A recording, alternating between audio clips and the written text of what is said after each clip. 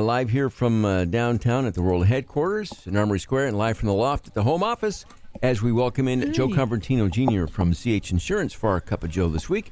Joe, how you doing? Hey, good morning, Lisa and Gomez. How are you? Good. Oh, good morning. Have a wet day yesterday. I know we had our golf tournament at the Turning Stone for the Ronald McDonald House Charities, which, as far as the tournament, was great in that it was sold out. In fact, they used all 18 holes on a Shenandoah course and then needed, I think, 6 holes on the Galouyat course to accommodate all the golfers. So big success in that regard, but just weather-wise, and I know you golf in a Wednesday league as well, but it was a soaker. It was a soaker. Oh, great causes, though. You don't unless it's total downpour, you got to support all these events. Definitely. So Gomez, how many drives did they use of yours? Were you the leader?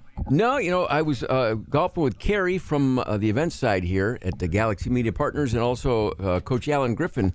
And Griff's a pretty good golfer, so he used I used I guess quite a few, but mostly Griff's, I would guess. Yeah. Right. Mm-hmm. But then after a while, if you needed a fourth, I know. If you needed a fourth, where was Lisa? Oh, no, honey. You do not want me there. I would just be, no. I would be a distraction with, let's go over there and talk to that person. Hey, do you guys want a drink? I'm going to get some food. What do you want here? You take my turn. We can't do that. Why not? Take my turn. Here's my club. I here it don't is. care. Oh, my God. No. Yeah. Oh, my God. Probably I've about tried. halfway through, too, because of the rain, there were a few, I think, who just took their golf cart and just continued on over to the casino and just said, all right, I'm going to go gamble for a while.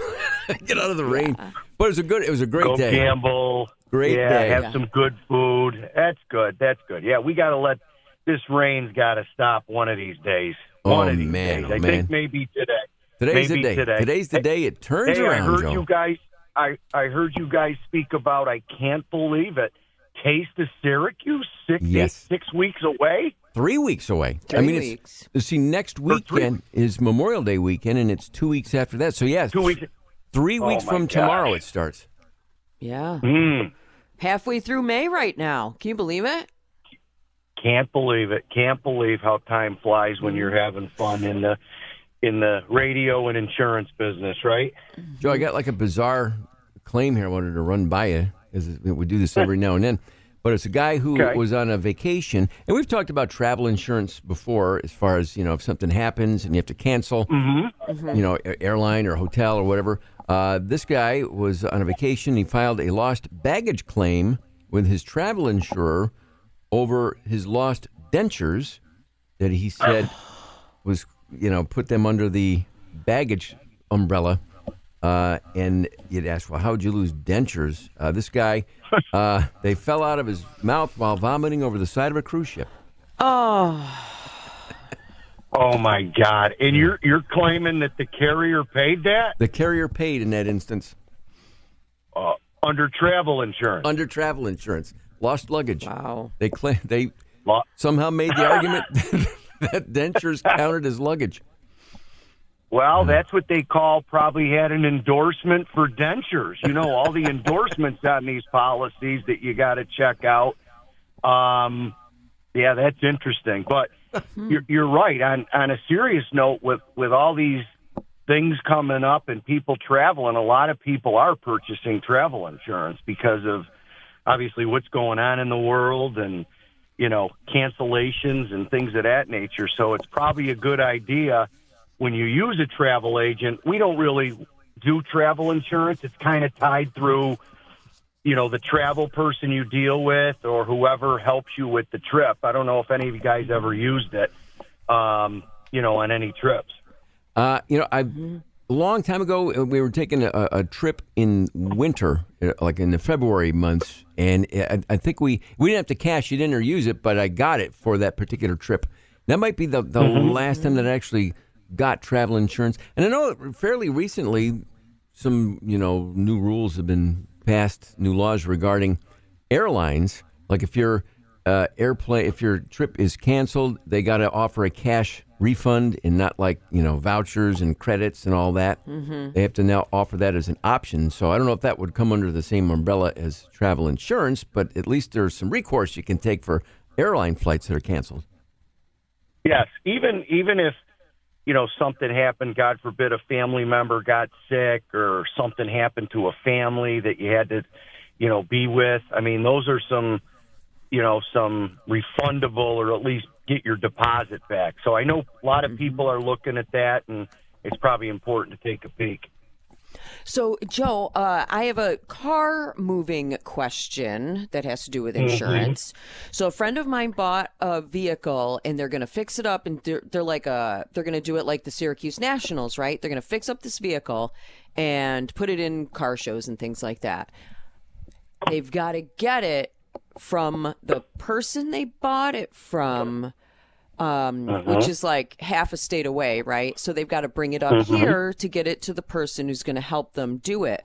What kind of policy? I mean, I think they should insure it. The first owner has take off the plates, stop the insurance, everything. So now it's just sitting there, and my friend has to pick it up and get it delivered. What do they need to do?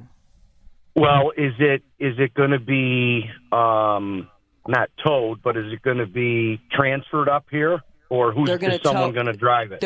They're putting it on a vehicle, either in a tractor trailer or a trailer. They're not driving it up; they're trailering it up. Right. So typically, if you use a broker, like a lot of people ship their cars to Florida and come back and forth. Sometimes you want them to ask if there's insurance for the delivery. Obviously, if it's not registered yet and all of that, there'd be no insurance. But typically, the broker that brings it up would have some sort of insurance. Now, not going to be probably full replacement cost and all of that. Or if it's a kind of an antique car, you're right, Lisa, take out a Haggerty policy and maybe just put insurance on, give someone the VIN number, and we can put insurance on the car as it's being transposed back to Syracuse. All right. And that's all? Like, they just need a VIN number? It's just really to cover it in case, a rock falls out of the sky and falls on it. Something completely... Yeah, they're... How much does that cost? Well, depending, is it an antique car, or is it a... 1970-something, 72 maybe? Yeah, it'll probably be $300 to $500. Okay, for how long? Well, that's a year. Remember, it's kind of an antique car. They're not driving it. It's not like, it's still an auto insurance, but there's specialty carriers for vintage cars like that. Kind of like the national stuff, right? They don't use it a lot, and you come and go. But the first thing would be check with the broker that's transferring that up here. If not, they call an agent and they can get a small policy on the way up. All right. Cool.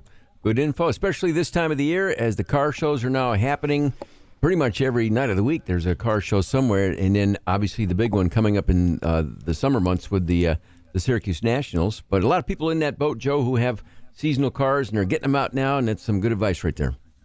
Yes. So before I leave, we got to get some real quick PGAs this week. We got another major, right? Who do you guys like for this PGA tournament Sunday?